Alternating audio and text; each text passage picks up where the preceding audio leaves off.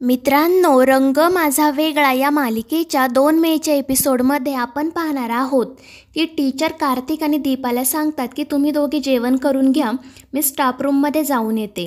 त्यावर दीपा आणि कार्तिक हो म्हणतात. त्यानंतर सर्वजण जेवण करत असतात, पण कार्तिक मात्र तसाच बसून असतो. दीपा त्याला म्हणते की तू असा उपाशी राहू नको, आपण माझा टिफिन शेअर करूया. कार्तिक अगोदर नाही म्हणतो, पण दीपाने आग्रह केल्यानंतर तो जेवण करण्यासाठी तयार होतो. पहिला घास खाल्ल्यानंतर त्याला लगेच दीपाच्या हातची चव जाणवते आणि तो खुश होतो आणि त्याला काही जुन्या गोष्टीही आठवतात. मात्र तितक्यात त्याला ठसका लागतो. दीपा पटकन त्याला पाणी देते आणि म्हणते की कार्तिक वर बघ, सासू बोलवते तुला. आणि त्यानंतर कार्तिकचा ठसका लगेच जातो.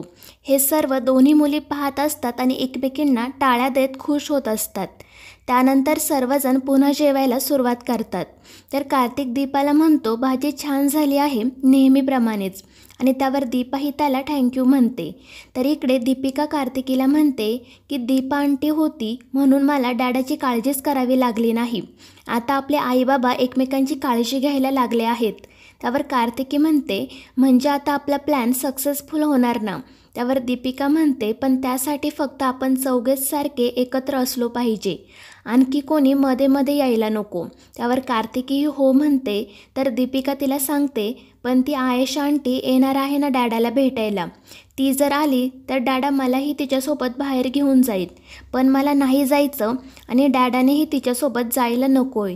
त्यावर कार्तिकी म्हणते, बरोबर आहे, आता हे दोघे जण आपले आईबाबा होणार आहे, मग आयशा आंटी कशाला हवी आहे मध्ये. त्यावर दीपिका म्हणते, आपण काहीतरी करून तिला हाकलून देऊ, पण नक्की काय करायचं. त्यावर कार्तिकी म्हणते, आयडिया. त्यावर दीपिका काय म्हणून विचारते. तर कार्तिकी तिच्या कानात ती आयडिया सांगते आणि ते ऐकून दीपिका खूपच खुश होते. तितक्यात टीचर तिथे येतात आणि त्यानंतर पुन्हा तालमीला सुरुवात होते. तर दुसरीकडे ललित श्रीरंगरावांना म्हणत असतो की अगदी बरोबर आहे तुमचं, परिस्थिती काहीही असली तरी आपली दीपा कायम हसतमुख असते. तर श्रीरंगराव म्हणतात, आणि हेच ती तिच्या मुलीलाही शिकवणार खात्री आहे मला. आणि ती मुलगी कार्तिकी खरंच खूप गोड आहे, नाटकात काम करायची तर किती हौस आहे तिला. दीपावर रुसली होती ती तालमीला घेऊन जात नाही म्हणून. त्यावर सौंदर्या म्हणते की ते शाळेतील नाटक ना, आमची दीपिकाही त्यात कार्तिकी सोबतच आहे. तर ललित म्हणतो, आणि दीपा कार्तिकही. त्यावर श्रीरंगराव म्हणतात, आणि म्हणूनच ती कार्तिकीला घेऊन गावी निघाली होती, म्हणत होती की कार्तिकसोबत एकाच नाटकामध्ये काम करणं बरोबर नाही. आणि हे ऐकून सौंदर्य आणि ललितला धक्काच बसतो. मात्र श्रीरंगराव म्हणतात, पण मी तिला ओरडलो आणि सांगितलं की माझ्या नातीचा आनंद पहिला, बाकी सगळं नंतर. मग घेतलं तिने मनावर आणि त्यामुळे सौंदर्य आणि ललितही खुश होतात. मात्र श्रीरंगराव म्हणतात की पण त्या दोघांचं कसं काय एकमेकांसोबत जमेल काय माहीत. तर सौंदर्या म्हणते, तुम्ही नका काळजी करू, होईल सगळं नीट. त्यावर ते म्हणतात की हो, पण आता या मुलींच्या आयुष्यात तरी आनंद यायला हवा. त्यावर सौंदर्या म्हणते, ते चौघेजण पुन्हा एकत्र यायला हवेत एवढीच इच्छा आहे आता, आणि ती लवकरच पूर्ण होईल अशी खात्रीसुद्धा. तितक्यात राधा तिथे येताना निघायचं का म्हणून विचारते. त्यावर श्रीरंगराव हो म्हणतात. श्वेता मात्र त्यांना निरोप द्यायलाही येत नाही. त्यानंतर ते दोघे तेथून निघतात. तर दुसरीकडे कार्तिक आणि दीपा आणि दोन्ही मुली तालीम संपवून घरी जाण्यासाठी निघालेले असतात. तितक्यात दीपिका म्हणते की मला खूप भूक लागली आहे डॅडा, आणि ती कार्तिककडे एखाद्या रेस्टॉरंटमध्ये जाऊन काहीतरी खाऊया म्हणून हट्टच करते. तर कार्तिकही दीपाकडे मला भूक लागली आहे म्हणून हट्ट करते. त्या दोघीजणी कार्तिक आणि दीपाचं काही ऐकूनच घेत नसतात. पण आयशा भेटायला येणार असल्यामुळे कार्तिक त्यांना म्हणतो की मला आता एक महत्त्वाचं काम आहे. त्यामुळे दीपा म्हणते की ठीक आहे, मी यांना घेऊन बाहेर जाते. पण तितक्यात दीपिका म्हणते की नाही डॅडा, आम्ही दमलोय खूप, आम्हाला गाडीतूनच जायचं आहे, तुला आमच्यासोबत यावंच लागेल. आणि शेवटी कार्तिक तयार होतो आणि त्यानंतर ते चौघेजण रेस्टॉरंटमध्ये जाण्यासाठी निघतात. ते निघाल्यानंतर आयशा तिथे येते. ती कार्तिकची कार जाताना पाहते आणि चिडून मनाशी म्हणते की मला भेटायचं प्रॉमिस केलं होतं, तरीही हा असा निघून का गेला. तर दुसरीकडे ते चौघेजण रेस्टॉरंटमध्ये येतात. मात्र कार्तिक नाराजच असतो. दीपा त्याला काय झालं म्हणून विचारते. तर तो सांगतो, खरं तर आता मला आयशा भेटणार होती, पण या मुली. त्यावर दीपा म्हणते, तू जा तिला भेटायला, मुलींचं खाऊन झालं की मी दीपिकाला सोडेल घरी. मात्र कार्तिक नकार देतो आणि त्यांच्या सोबत येऊन बसतो. पण तितक्यात त्याला आयेशाचा फोन येतो. ती रागातच त्याला विचारते की कुठे आहेस तू. त्यावर कार्तिक सांगतो की दीपिकाला खूप भूक लागली होती, त्यामुळे त्यांना घेऊन एका रेस्टॉरंटमध्ये आलोय. तू पण आम्हाला जॉईन करतेस का? आणि त्यावर आयेशा हो म्हणते. मात्र कार्तिक तिला सांगतो की इथे कार्तिकीसोबत दीपासुद्धा आहे आणि त्यामुळे आयेशाला धक्काच बसतो. पण तरीही ती मुद्दाम म्हणते की ठीक आहे, येते मी. मात्र त्या दोघांचं हे बोलणं कार्तिकी ऐकते. तर दुसरीकडे आधी ऑफिसमधून लवकर घरी येतो. तर श्वेता म्हणते, अरे वा, लवकर आलास आज, पण माझ्यासाठी तर आलाच नसशील ना.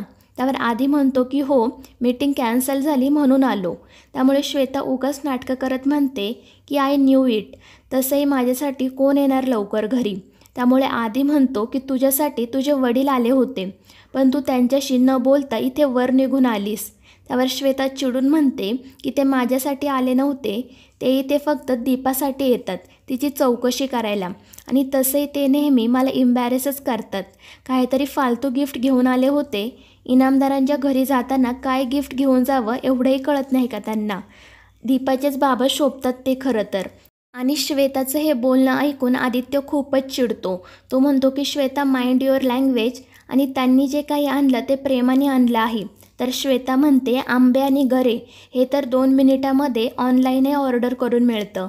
त्यावर आधी म्हणतो, कोकणातून ते आंबे नाही आणणार तर काय ब्रँडेड कपडे आणणार का तुझ्यासाठी? आणि तुला जरी त्या गोष्टींची किंमत नसली तरी आम्हाला आहे.